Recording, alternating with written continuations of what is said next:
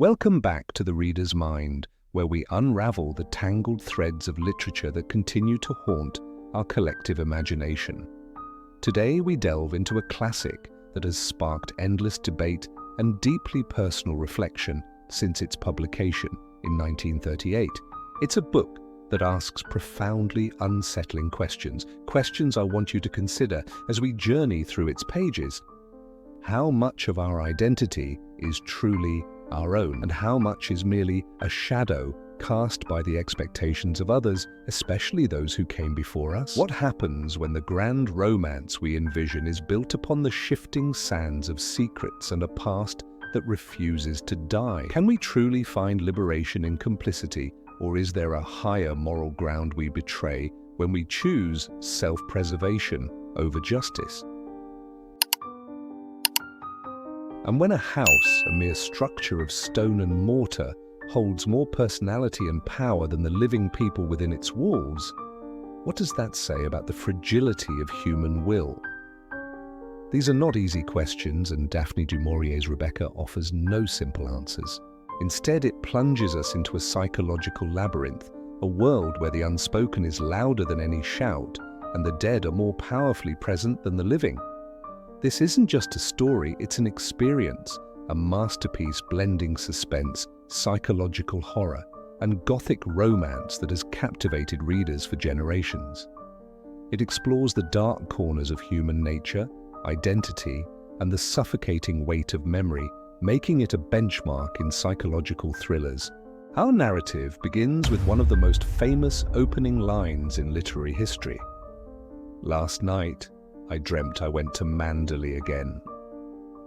This single sentence instantly transports us into a world of haunting nostalgia, of a past that clings stubbornly to the present, setting the tone for a novel profoundly shaped by memory. The story is told through the eyes of an unnamed narrator, a young, naive woman in her early 20s, plucked from the unassuming life of a lady's companion in Monte Carlo by the dashing yet emotionally distant Maximilian de Winter. Her very namelessness is a crucial detail, symbolizing her fragile, unformed identity, a blank canvas awaiting inscription. She is, in essence, a replacement, and in a house already brimming with the memory of another, she struggles to find her own place. The journey to Manderley itself is steeped in foreboding, described as a serpent-like drive through intertwining branches and blood-red rhododendrons. Manderley, the grand country estate in Cornwall, is far more than a mere setting. It is a colossal monument to Rebecca's indelible spirit, an organic, overwhelming presence, almost a character in itself. Its opulent rooms, meticulously maintained gardens, and the ever-present sea serve as constant reminders of Rebecca's taste, her charm, her effortless command. The sea, with its tumultuous waves and unpredictable nature, profoundly reflects the protagonist's inner fears and unrest, as well as hidden secrets and conflicts. Similarly, the meticulously ordered gardens, a man-made landscape, starkly contrast with nature's wildness, symbolizing the deep conflicts hidden beneath Manderley's polished surface and mirroring characters' control over their lives and their maintenance of appearances. These natural elements are not just backdrops, they are vital symbols, reflecting psychological states and advancing the plot. At the heart of the narrator's psychological torment stands Mrs. Danvers, Manderley's elderly caretaker and chief servant. Danvers is a figure of chilling, almost diabolical devotion to the first Mrs. de Winter, Rebecca. She is utterly obsessed with preserving Rebecca's memory, maintaining her rooms as a shrine, every possession exactly as Rebecca left it. From the narrator's first arrival, Mrs. Danvers exhibits an outward disdain for the new mistress, using her influential position to intimidate and manipulate. Her freezing superior smile and white skull's face are etched into the narrator's mind, and by extension, into ours. Danvers views the narrator as an interloper, believing she is trying to take Mrs. de Winter's place. She relentlessly highlights Maxim's enduring love for Rebecca, exacerbating the narrator's profound insecurities. One of her most potent weapons is her voice, low and harsh, demanding to know Mrs. de Winter when calling on the house telephone, a moment of profound confusion and humiliation for the nameless protagonist who struggles to realize she is now Mrs. de Winter. Mrs. Danvers, who many readers find to be the true Gothic character of the novel, is often perceived as an exulting devil with a loathsome, triumphant expression. The novel's supporting characters further deepen this intricate web of relationships. Maxime de Winter himself is initially presented as a handsome, brooding widower, but his character is far more complex and controversial. He is emotionally scarred by his traumatic marriage to Rebecca, displaying little affection toward his new wife for months. Readers have debated whether he is a romantic figure or a manipulative abuser, a straight-up wife killer who makes excuses for his actions. His desire for his new wife to remain naive innocent, to be left without understanding on certain things, and his patronizing remarks such as calling her "my sweet child" or "my good child" highlight a significant power imbalance in their relationship. Frank Crawley, Maxim's dutiful agent, becomes a quiet source of support and friendship for the second Mrs. de Winter, attempting to reassure her and affirm her positive influence on Maxime. Maxime's sister, Beatrice Lacey, though well-intentioned, inadvertently adds to the narrator's insecurities by reminding her of Rebecca's former status. Jack Favell, Rebecca's disreputable cousin and lover, represents the dark underbelly of Rebecca's secret life, attempting to blackmail Maxime and exposing the intricate web of deception. Then there is Ben, an intellectually disabled man who lives by the cove, who holds fragmented, unsettling memories of Rebecca, revealing that she had threatened him with an asylum if he revealed seeing her there. The novel masterfully builds tension, creating a suffocating atmosphere of anxiety and inferiority around the narrator. She is convinced that Maxime regrets his impulsive marriage and remains deeply in love with the seemingly perfect Rebecca. This reaches a horrifying peak during the annual costume ball, a tradition Rebecca had instigated.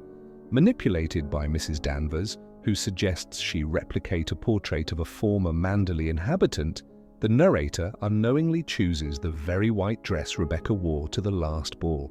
The moment Maxime sees her, his furious reaction is a public humiliation that shatters the narrator's fragile confidence. It is in the aftermath of this disaster, confronted by Mrs. Danvers in Rebecca's preserved room, that the housekeeper unleashes her full malevolence. Mrs. Danvers, extolling Rebecca's virtues and asserting that Maxime no longer desires the narrator, pushes her to the brink of despair, famously whispering, "Rebecca is still mistress of the house. It is you who are the ghost."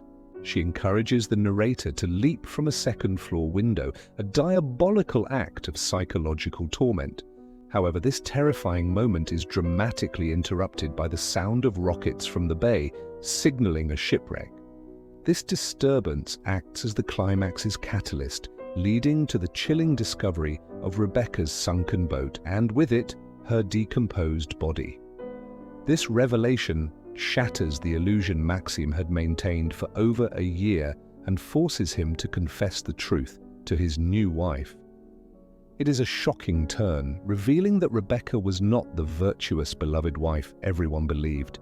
Instead, Maxime exposes her as a cruel and selfish woman who took many lovers and manipulated everyone around her. The most horrifying part of his confession is the admission that he shot Rebecca in a fit of rage after she taunted him with the prospect of raising another man's child as his own, then sinking her body in her boat at sea. The narrator, astonishingly, feels relief and a renewed sense of love for Maxime upon hearing this confession, believing that he never truly loved Rebecca. This moment marks a radical shift in her identity, as she sheds her insecurity and embraces a newfound confidence in supporting her murderous husband. The plot then twists further during the inquest into Rebecca's death.